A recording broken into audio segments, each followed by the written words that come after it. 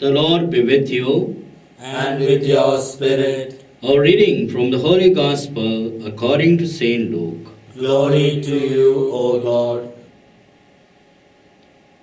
Jesus came to a village, and a woman named Martha welcomed him into her house. She had a sister called Mary, who sat down at the Lord's feet and listened to him speaking. Now, Martha, who was distracted with all the serving, said, Lord, do you not care that my sister is leaving me to do the serving all by myself? Please tell her to help me.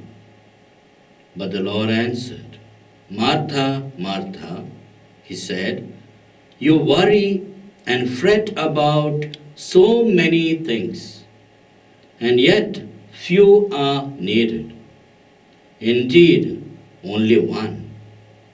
It is Mary who has chosen the better part. It is not to be taken from her. The Gospel of the Lord. Praise to you, Lord Jesus Christ.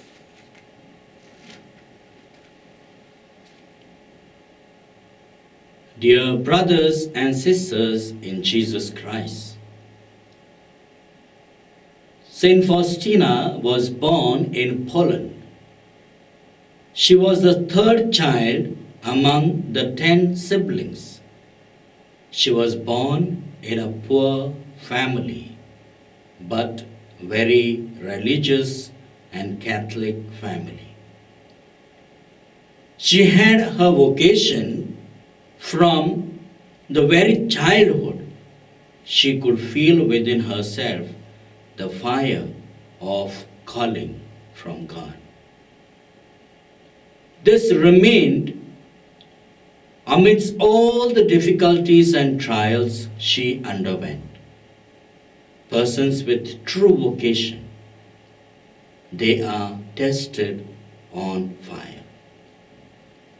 She was rejected by a few convents. She was not accepted. In a particular congregation, she was accepted, where she died as a religious. She experienced God's love amidst weaknesses in her lives.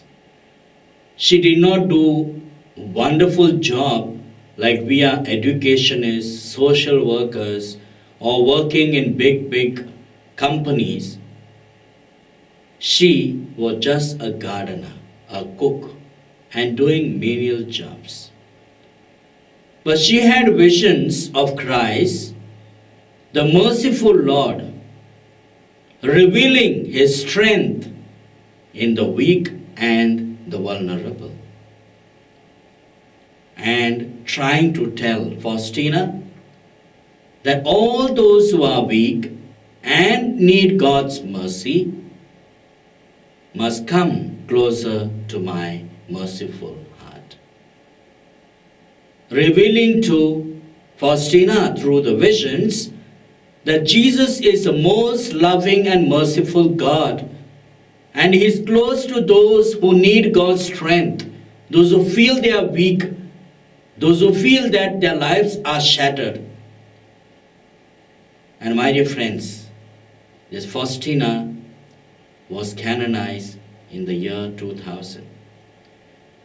She herself portrayed the image of Christ, the divine mercy, instructing the one who was drawing it.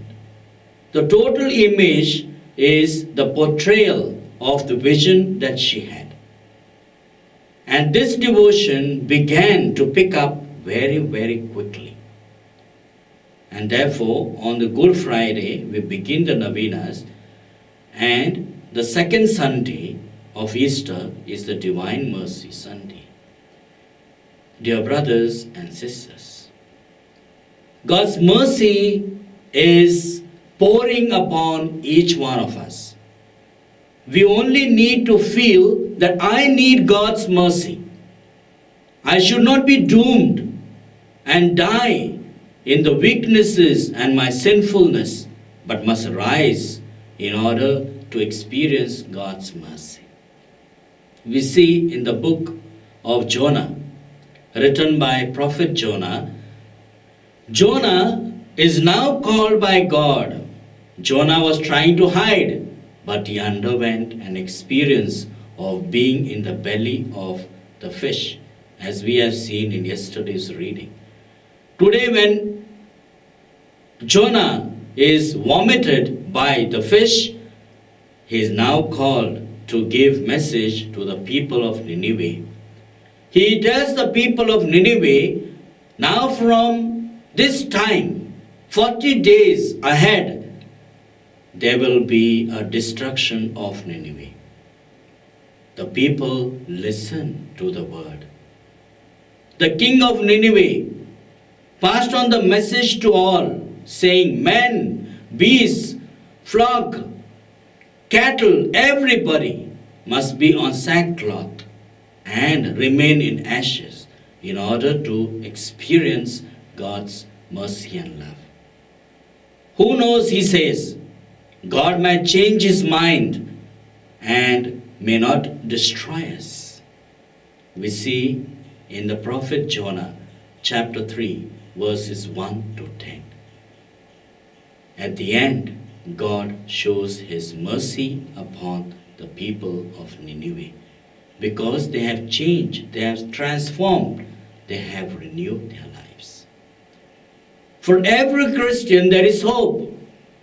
No one will die of sinfulness and weaknesses because our God is the strength for the weak and those who are vulnerable, as shown by Sister Faustina through her visions that she had from Jesus.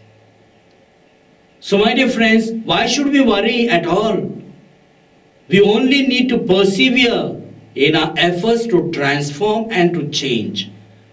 So, a Christian is someone who takes up transformation, who takes up conversion, and who listens to the word of God and follows.